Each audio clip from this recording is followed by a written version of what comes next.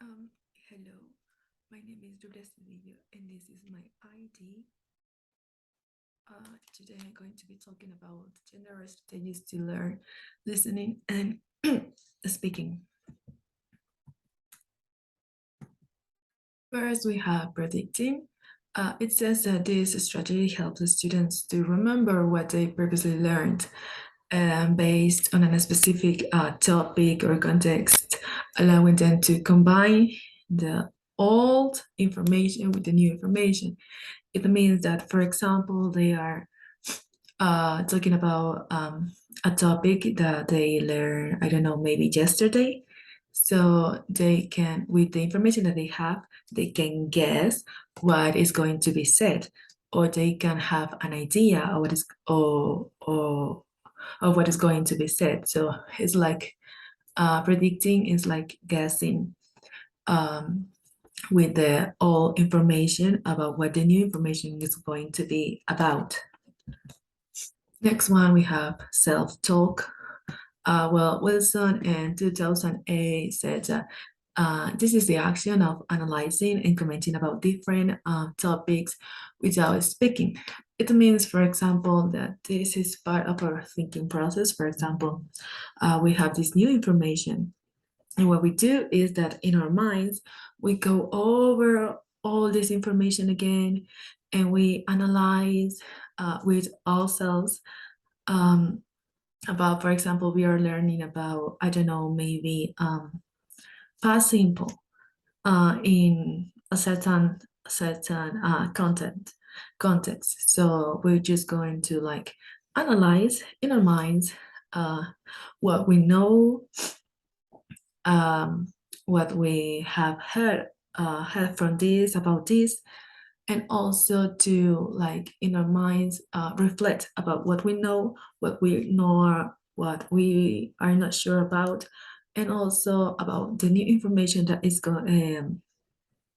getting provided to us. This is self-talk. It's basically analyzing, and sometimes it is not necessary to speak out these um, this thinking process that we have. It's just in our minds. The next one, we have self-questioning. So it's basically the use of questions in order to help the students comprehend when it comes to listening and to speaking. And for example, in order to master these skills, learners need to keep making as many questions as needed before and after interactions. For example, if they are learning something new, they're going to get to a point in which they will be like, what do I know about this? What can I add in this part as a new example? It's just to ask themselves. For example, if I were a student, I will question myself. This is self-question. Question myself about what I know, what I need to know, and what I'm not sure about. It is important for people who are trying to master their listening and speaking skills to do this, because they will this way they will try to to think actually before speaking and expressing an opinion. Next one, we have visualizing and creating images. So in this strategy, learners create mental images in order to remember details. So what I mean by this is that, for example, let's imagine we are in the middle of a listening activity. This is a listening activity, and this audio happens to be 4 to 5 minutes long. So what I'm going to do is like of what I'm listening, I'm going to create a mental image of this scenario. Um, and for example, if I do this, I will be able to make predictions, to remember important details, and also to make inferences. So with the help of these mental images um, about what I'm listening, I'm going to be able not to only remember important details, but also to make predictions about what is going to happen next. Next one, we have code switching. So this strategy actually helps learners to master their speaking skills. It means that a person can switch from one language to another, or for example, to change from one way to speaking to another. For example, if they are talking to an elderly person, for example, they're talking to a friend, and they switch to talking to, I don't know, maybe their boss, a teacher, or something like that. Students will be able to switch from one context to another one. They will be able to know how to switch and not have problems. For example, if someone learns to do this, they are mastering their speaking skills.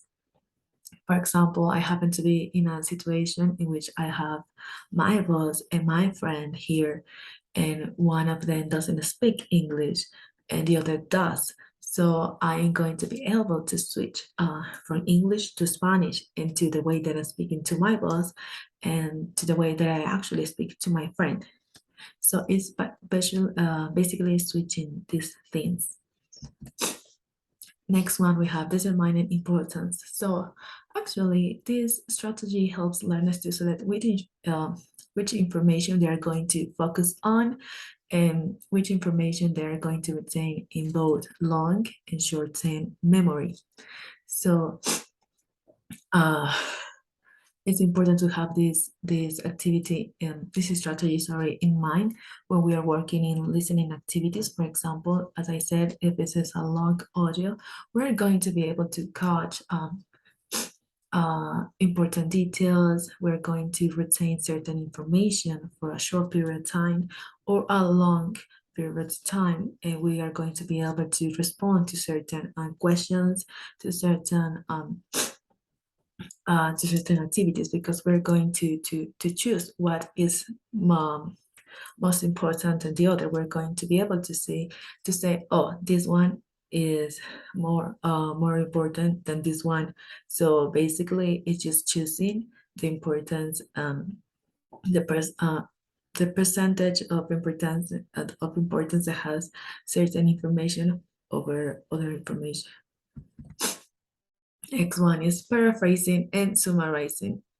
In this case, paraphrasing makes reference to the action of repeating a spoken text. What I mean by this is that we are able to listen and to repeat this information, but with our own words, but the meaning stays the same. It is like mandatory for the meaning to be the same.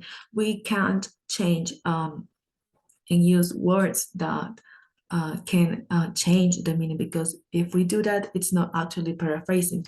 And also, summarizing helps the listener to retain the information that is being told and be aware of the context. And as I said, these strategies help learners to master both skills, listening and speaking. So by summarizing, I think that is just the same as retaining certain information over other, and always, always it's important to have in mind that we need to know the context of the information. Next one is connecting. So in this strategy, students will talk and listen, retain information about topics that they like and know about. So therefore, students will create a connection about what they are listening or what they are speaking about with the information that they already know. By this, I think that students are able to create connection. Basically, as I said, the word connecting. So if, for example, we use activities with topics that the students like and have the knowledge about, they will be able to connect this information about what they are listening, and they will be like, oh, I know about this, and since they know about this, they can express their ideas and their opinions about it. So that's important to have in mind, that for this strategy, students need to have previous knowledge about certain topics. Next strategy is comparing and contrasting. So this strategy is actually related to the previous one. So Bryce in 2003 says that the aim for this is to make comparisons. When a learner makes a connection between the new and the old information, they start to make questions. So this is very important. Students will recognize similarities and differences, and they will manifest their doubts. They will manifest their questions verbally. So they will be able to to keep improving their speaking skill. So as the previously one, they need to have information, new and old information, so they can say, okay, this one is similar to this one, or why is this difference? What is the difference between this and this? So they will have a lot of questions. They will manifest their questions. They will manifest their doubts. And this way they can practice their speaking skills. And when they get the response, when they get the answers, they listen and they try to comprehend the information. So actually it's both skills. And with inference, we have this information. So first, listeners and speakers use this strategy to take meaning from spoken text. By listening, they also make predictions, make assumptions about things that were not stated when listening to a conversation. And also, as a tip, I will say that they need to listen to the speaker's volume and tone of voice.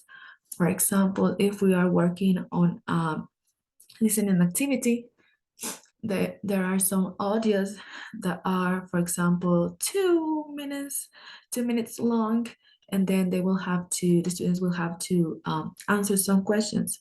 So there are some questions that actually don't have like the same words that were said in the audio, or information that wasn't stated.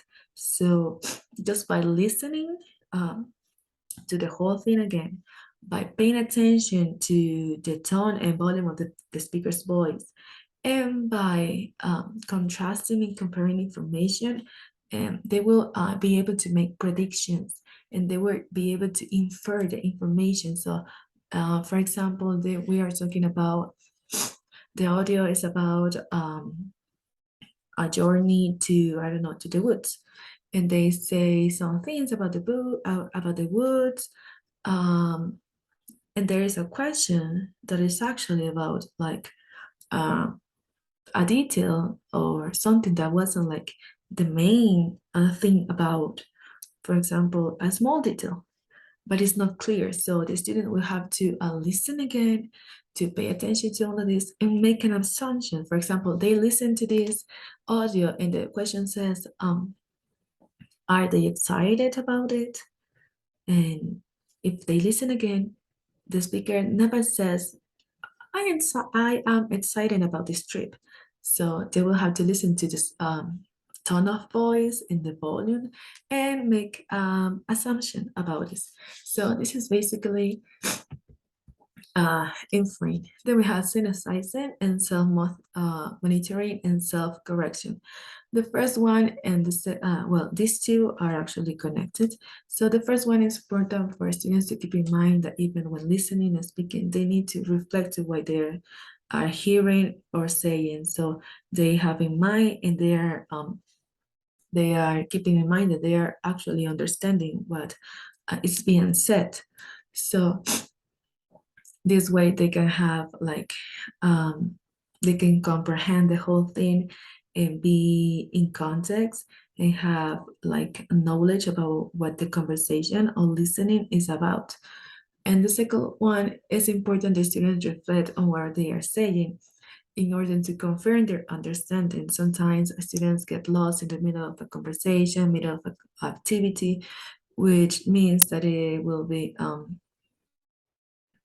perfect for them to summarize, paraphrase, and also ask questions in order to clarify the information, so they can get to a point in which they will have to use another the previously strategies in order to go back and clarify the information and have like a clear view of what's being said or what was being heard, so they understand and they do not get lost again, and they can confirm their understanding. So in the end, I think that these strategies are very important, each one of them, and in the end, all of them are connected.